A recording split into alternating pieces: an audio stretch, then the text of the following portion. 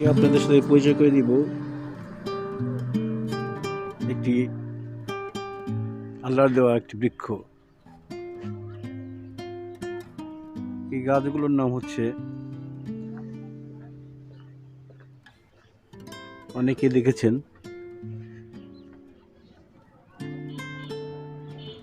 দেবদারু গাছ।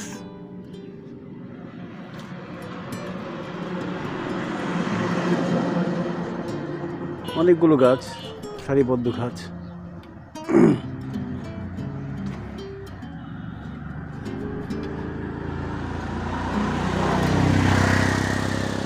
গাছগুলোর নাম হচ্ছে উইপিং দেবদারু।